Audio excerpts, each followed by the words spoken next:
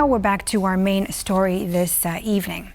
10 months on, Serbia's anti-government protests show no signs of ending, and police crackdowns intensify. The question is President Aleksandar Vučić trying to wait the movement out, or will his government be forced to offer new concessions? Joining me now to discuss is Ivana Stradner, Research Fellow at the Foundation for Defense of Democracies. Ivana, so glad to have you here with us on World News Tonight on TVP World.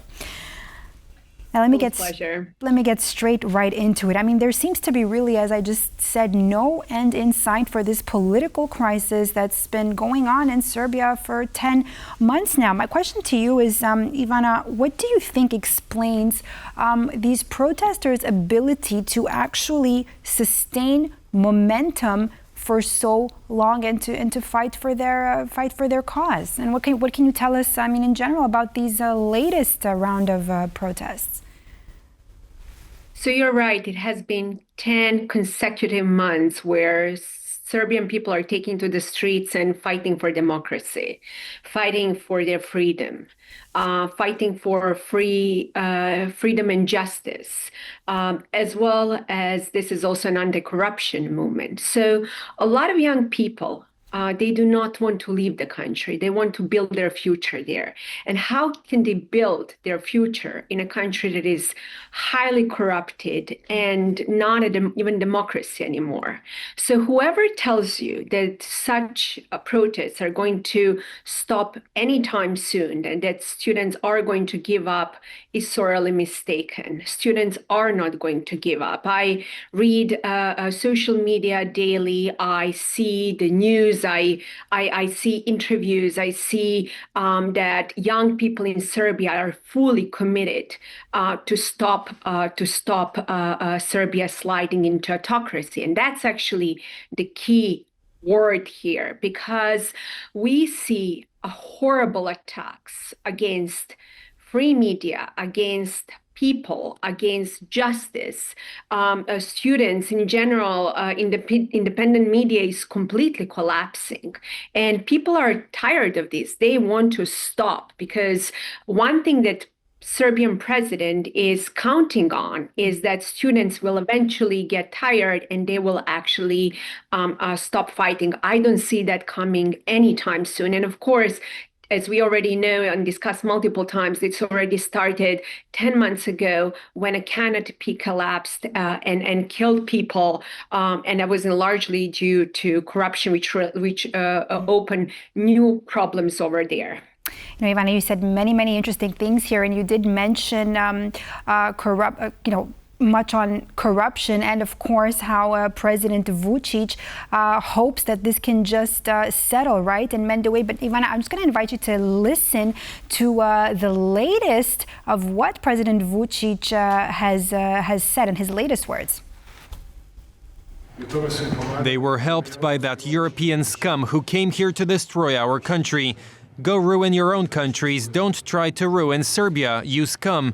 You're not even scum. You're worse than that. That's all I have to say to you.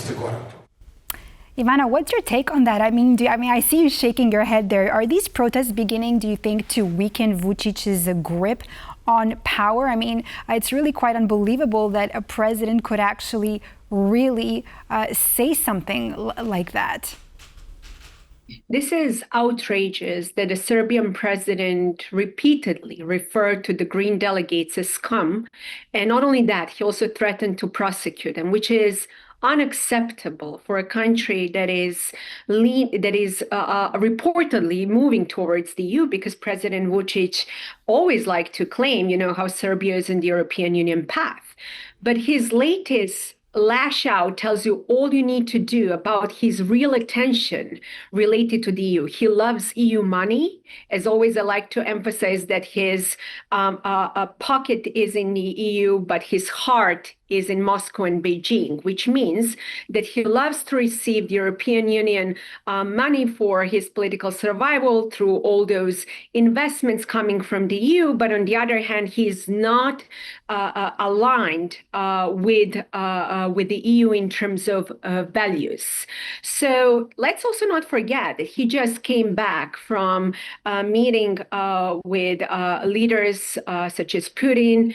He had multiple meetings for the past few years with the Chinese leaders. So he's very much, aligned with autocratic governments. And I'm afraid that Serbia is becoming Belarus 2.0. But I mean, Ivana, that is my I keep looking at these images. I mean, we're seeing it right there on the screens, right? I mean, we're seeing these protesters, we're seeing these students calling for these changes, calling for these political reforms.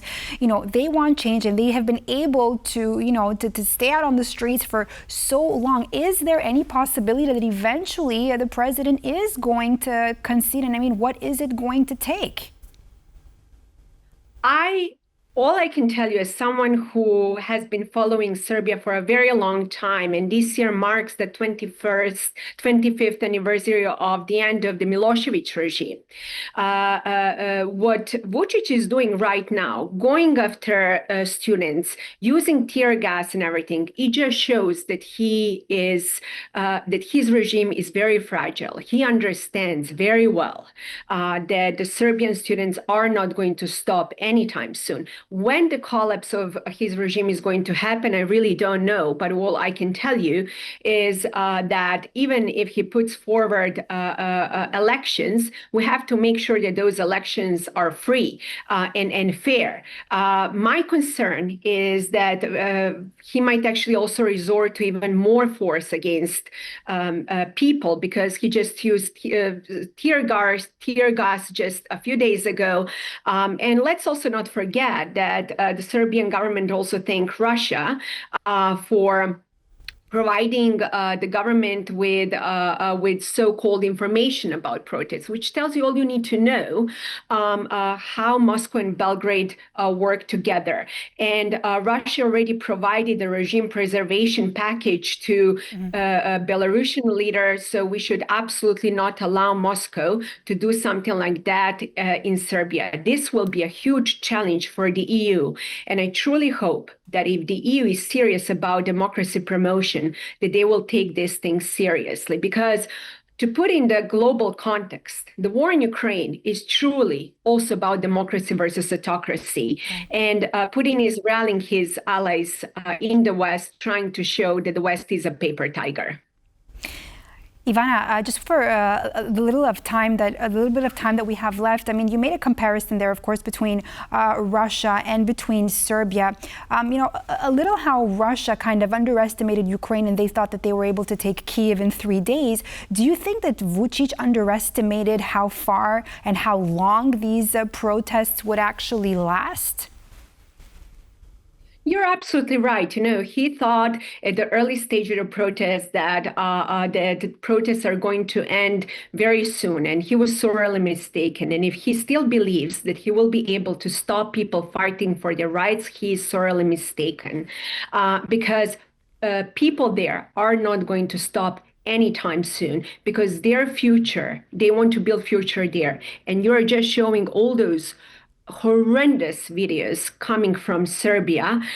People are not going to tolerate that. So I truly, truly hope that there will be more democracy over there. But for that, also, the EU should stop sending pathetic comments such as "we are gravely concerned." Instead, they should take action and to punish leaders in the region who are undermining democracy in Europe. Thank you so much, Ivana Stradner, Research Fellow at the Foundation for Defense of Democracies, for breaking down the situation unfolding in Serbia for 10 months now. Thanks for being with us. Thank you.